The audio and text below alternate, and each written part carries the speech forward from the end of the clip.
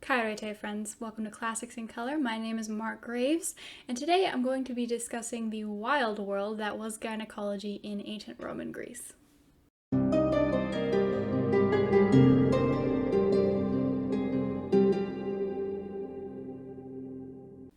So the wandering womb was a major issue in gynecology of the ancient world. It was generally called hysteria, which comes from the Greek word for hysteron, which means uterus, and it meant a very specific gynecological problem. It didn't mean what we think of when we think of hysteria. And it was a major issue for women. And the idea behind it was that the uterus was a little animal not far off, that would wander around and cause different problems. So you could explain a lot of women's different symptoms by this little uterus. In particular, the uterus was thought to bite or chew on different organs in the body, and it could even wander all the way up to the throat and choke you. This is interesting because choking was considered a particularly feminine issue. So if you were a young girl, women in general, but particularly young girls, unmarried virgins, were thought to really struggle with choking, and if you were going to execute one of them, or if they were to kill themselves, it would almost always be through hanging. And there was actually a major problem in ancient Greece of these young girls hanging themselves, committing suicide this way, and it was thought that it was caused by this uterus wandering around, driving them mad, and making them do this.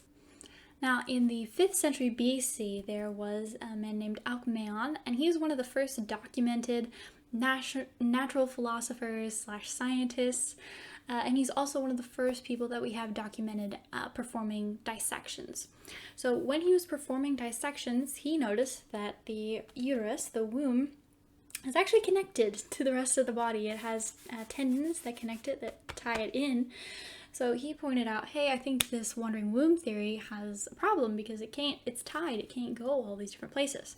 And people, women included, basically ignored this discovery. Or they would say, well, yes, there are tendons there, but they're super elastic, it can stretch and it can still go everywhere.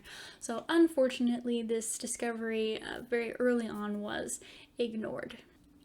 Now, there were a couple different cures that you could try for your hysteria as a woman. The first and most common one was to get married, have sex, and make babies. Now, the reason this was so encouraged was the uterus was thought to be, it's an animal, so it gets hungry, it gets thirsty, and if it's not participating in sex, then it's going to dry up, it's not going to get fed, and that's what's going to make it be angry and wander around and chew on the rest of your body because it's trying to get that sustenance.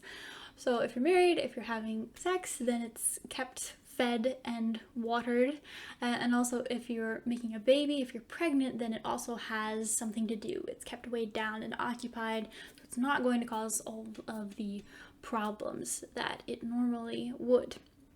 The second option for a woman was fumigation.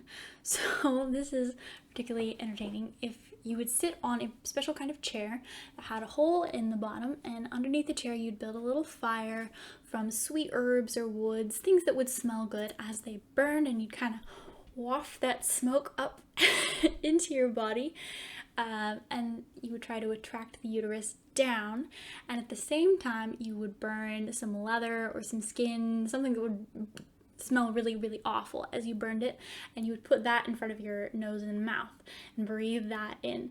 So the idea was that you would scare the uterus, you'd drive it down away from your throat and your head, and then you would attract it down to where it was supposed to be. So those were your two main options for curing hysteria in the ancient world. So that is gynecology and hysteria in the ancient world and some of the wild cures that they tried to use. Thank you for tuning into Classics in Color. This was Mark Graves. I hope to see you next time.